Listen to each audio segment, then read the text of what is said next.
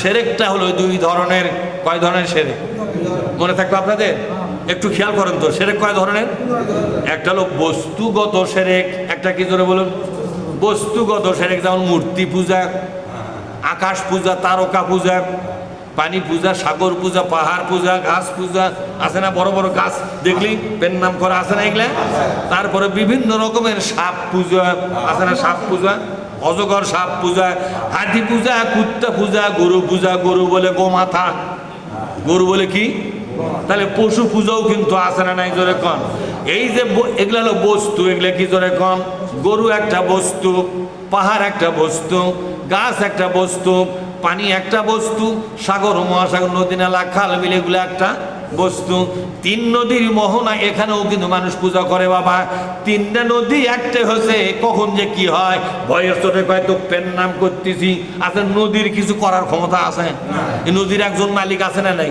ওই মালিক যদি কয় তোরা থাম, ওই কার উঠে পারবে? আর ওই মালিক যদি কয় তোরা উঠে 1500 গ্রাম তোরা তলে ফেলে দে, আর ওটি কোনো পূজা কাটাবে ওটি? হ্যাঁ না, আপনাকে আগে আপনার ডুবাবে, তারপরে আবার ছাড়বে না, ছাড়বে না। এই জন্য আল্লাহ তাআলা শিরকের বর্ণনা দিতে গিয়া কোরআনের বিভিন্ন আয়াতের মাধ্যমে আমাদের সামনে প্রকাশ করে দিয়েছেন বস্তু পূজা একটা শিরক। বস্তু পূজা কি? তাহলে তো বলেন তো, গণেশ পূজা, কালী পূজা, দুর্গা পূজা এগুলো বস্তু না বস্তু নয়? আবার আছে কবর পূজা, কবরও কিন্তু একটা বস্তু। কথা কথা আপনারা কবর পূজা আছে না? কবর থেকে সেজদা করতেছে, করছে বাবা, কত ডাক্তার দেখলাম বাবা, বাচ্চা হয় না, তুমি আনা বাচ্চা দাও। পীর সাহেব রাগের চোরে খালি খটর মটর করে বলতিছে, একবার যদি উঠপার পালা ফেরি রে, তাহলে পায়ের সমস্ত শক্তি দিয়া তোর কাল্লা গুঁড়া করে দিলাম। ফেনি কেরে তোর বইয়ের পেটত বাচ্চা আসে না, আমি তোর বইয়ের পেটত বাচ্চা কাম করে তোমরে, আর ওইটা দিবার গেলে কি আমার জাহান্নাম হবে না? কথা কন না কেন? তাহলে মরার পরও জেনা করবে করছু কেরে? এ কথা কন না কেন? মরার পরও কি তোর বইয়ের কাছে আমাকে জেনার পাপ লিবার করছো? তোর বউ আমি বাচ্চা কেন দেবো? বাচ্চা দেওয়ার দায়িত্ব তোর। কথা ঠিক না? তোর মাধ্যমে বাচ্চা হলে হবে, না হলে আল্লাহ তোকে বাচ্চা দেবে না।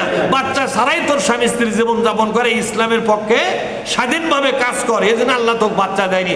তুই আবার বাচ্চার জন্য এসে আমার কব্বরত পড়ে আসু। বাচ্চা কি আমি কব্বর মধ্যে বসে আছি? হ্যাঁ, কে রে, দেশের যত কুত্তা কয়টা করে বাচ্চা হয়, কোন কুত্তা আমার কাছে আজ চলো রে? কুত্তারা আশা ছাড়া তার ঘরে বাচ্চা হয়, পাখির বাচ্চা হয়, হাতি কুমড়ার বাচ্চা হচ্ছে, মুরগির ডিম পুরো 28-30 টাকার বাচ্চা হয়।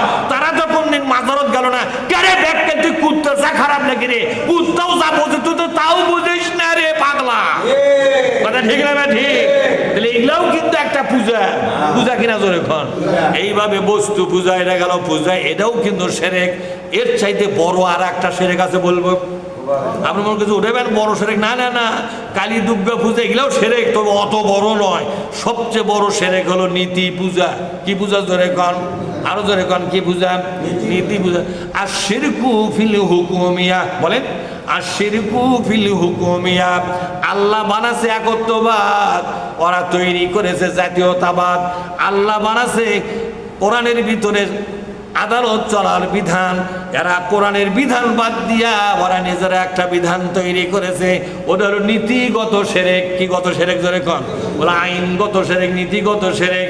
বস্তুগত শিরকের চাইতে নীতিগত শিরক আরো বেশি ভয়ঙ্কর, আরো বেশি। আপনারা বাংলাদেশের মুসলমানরা বস্তুগত শিরক তেমন একটা করে না, কিন্তু নীতিগত শিরক অনেক নামাজিরাই করতেছে।